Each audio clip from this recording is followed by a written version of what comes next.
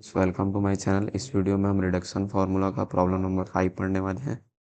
सो question में बोला है find the reduction formula for. Question given है integration cos nx dx and evaluate 0 to pi by 2 integration cos 6x dx। So हम step by step solve करते हैं। So first step में हमारे पास जो क्वेश्चन गिवन है उसको आई एन के फॉर्म में लिख लेंगे।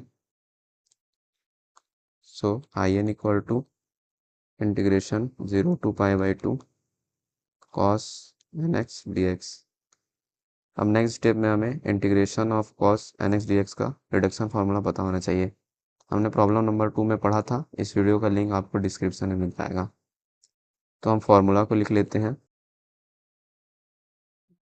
Integration cos nx dx equal to cos n-1x sin x upon n plus n-1 upon n integration cos n-2x dx।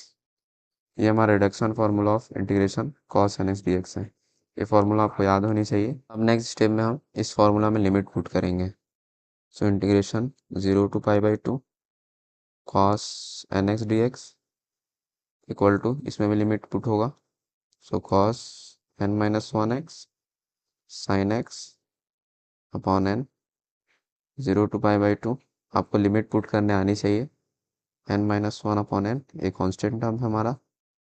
इसके लिमिट पुट करेंगे 0 to pi by 2 cos n-2x dx।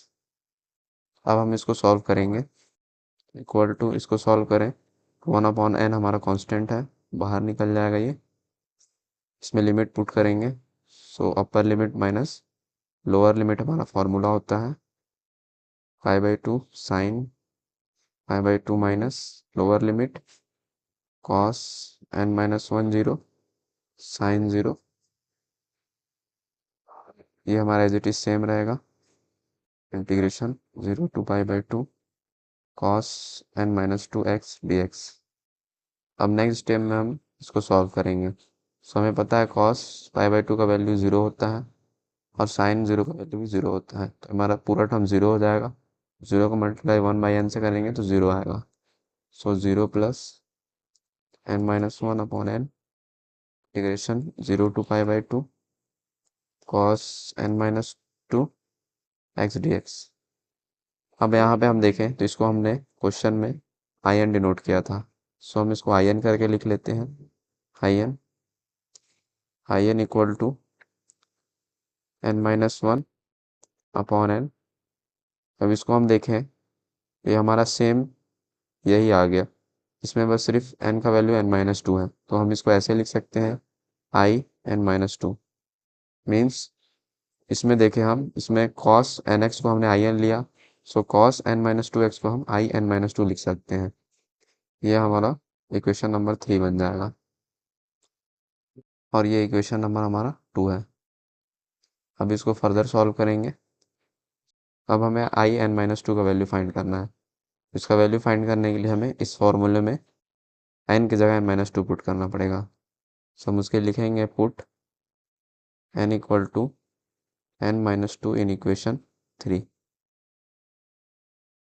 इस equation में हम n की जगह n-2 पुट कर रहे हैं। आई n-2 इक्वल टू n की जगह n-2 -1, सो n-3 अपॉन n-2 आई n की जगह n-2 -2, सो आई n-4। इसको हम इक्वेशन नंबर 4 ले लेते हैं। अब हम आई n-4 का वैल्यू फाइंड करें। सेम वही स्टेप रहेगा हमारा।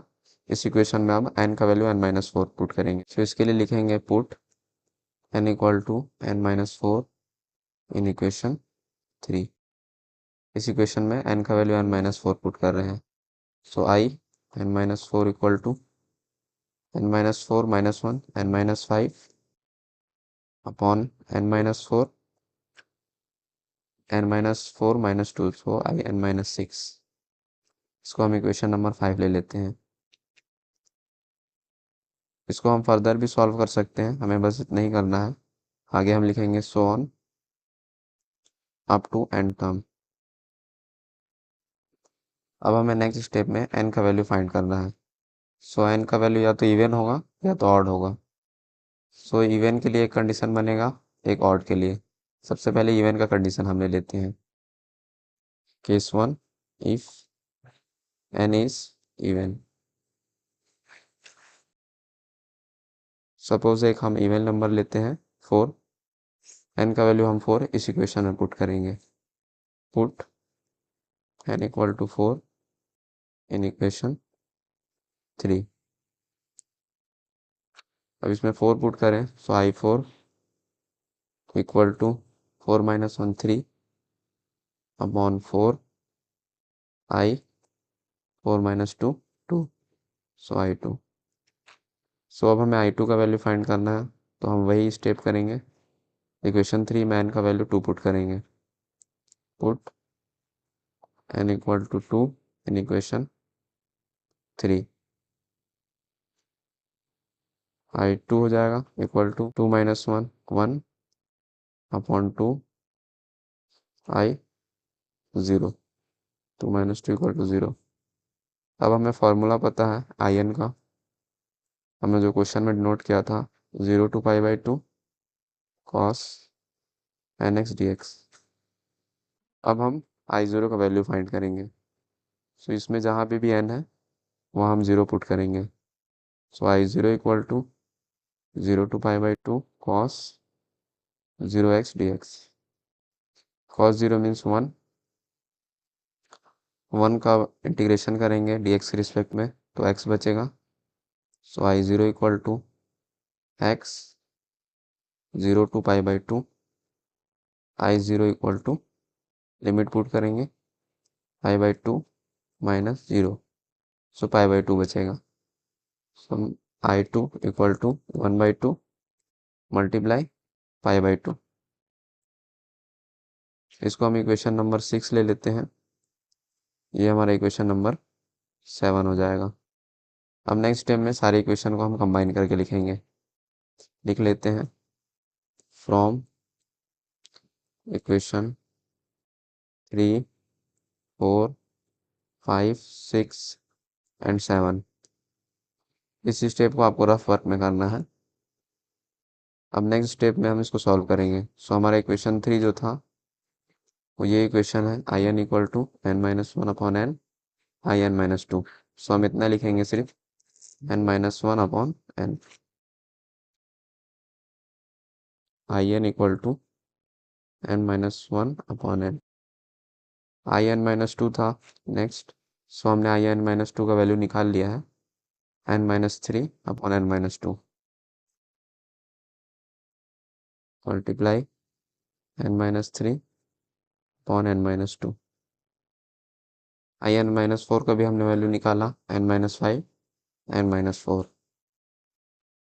तो N minus 5 upon N minus 4 up to so on. Equation 6 देखें, सो हमने i4 का वैल्यू निकाला था 3/4 i2, और i2 का हमने वैल्यू पहले ही निकाल लिया 1/2 multiply pi by 2, so 1/2 multiply pi by 2। ये हमारा रिडक्शन फॉर्मूला निकल गया integration of cos N X D X का इवन नंबर के लिए। अब हम सेम ये स्टेप फॉलो करेंगे ऑड नंबर के लिए। केस 2 के लिए सॉल्व करेंगे हम। So case 2 if n is odd, same वही स्टेप हमें फॉलो करना है। अब हम n का वैल्यू 5 पुट करते हैं इक्वेशन 3 में। So put n equal to 5 in equation 3। ये हमारा इक्वेशन 3 है, इसमें n का वैल्यू 5 पुट कर रहे हैं। So i5 equal to 5 minus 1 4 upon 5 i 5 minus 2 3 i3। अब हमें i3 का वैल्यू फाइंड करना है। i3 का वैल्यू फाइंड करने के लिए हमें n का वैल्यू 3 पुट करना पड़ेगा इक्वेशन 3 में। सो हम लिखेंगे put n equal to 3 in equation 3। तो i3 equal to 3 minus 1 2 upon 3 i 3 minus 2 1। अब नेक्स्ट स्टेप में हम i1 का वैल्यू फाइंड करेंगे। सो हमें फॉर्मूला पता है आई एन का, I N equal to integration 0 to π/2 cos nx dx। इसको हमने क्वेश्चन में नोट किया था। सो हम जल्दी से आई वन का वैल्यू निकाल लेते हैं। जहाँ पे भी एन है वहाँ पे हमें 1 पुट करना है। तो I one equal to 0 to π/2 cos 1 मतलब x cos x dx। इसको सॉल्व करें। Integration of cos x sin x, limit put करेंगे 0 to π/2 और इसको सॉल्व करेंगे। I one equal to sine π/2 minus sine 0। So हमारा साइन π/2 का वैल्यू 1 होता है, ये 0 होगा। सो आई वन का वैल्यू हमारा 1 बच गया। इसको हम पुट कर देंगे। सो हमारा आई थ्री हो जाएगा, I three equal to 2/3 multiply 1।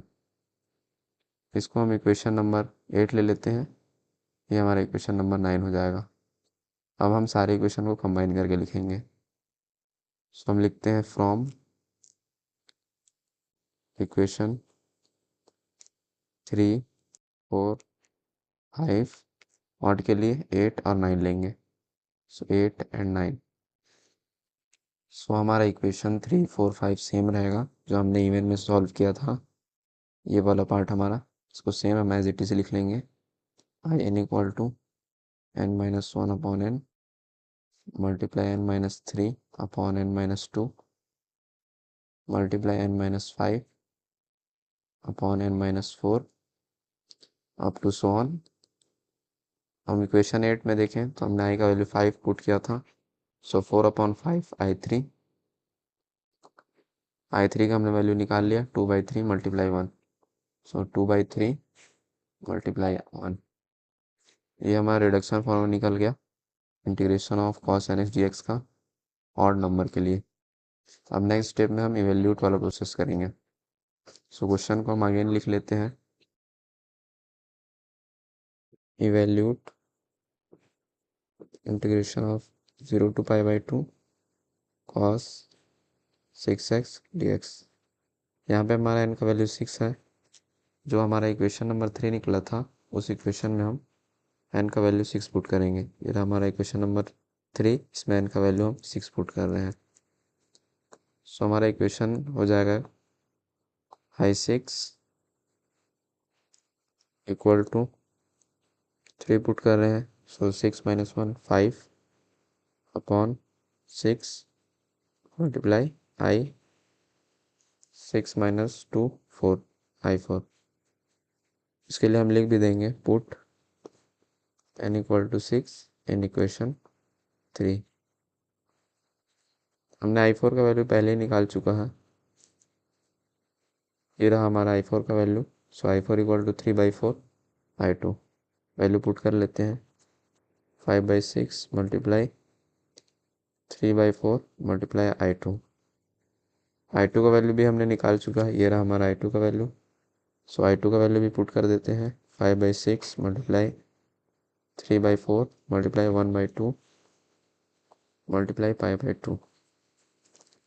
ये हमारा i6 का वैल्यू हो गया। इसको हम ऐसे भी लिख सकते हैं integration cos 6x dx 0 to π/2। ये हमारा फाइनल आंसर हो गया। आपको क्वेश्चन में सिर्फ इतना ही करना था। तो हमने रिडक्शन फार्मूला भी प्रूफ कर लिया इवन नंबर के लिए, ऑड नंबर के लिए, और हमने इवेल्यूट भी कर लिया जो क्वेश्चन में गिवन था। सो आई होप आपको सारी चीज़ें क्लियर होंगी। अगर आपको वीडियो पसंद आया तो प्लीज़ चैनल को सब्सक्राइब करें, वीडियो को लाइक करें। Thanks for watching.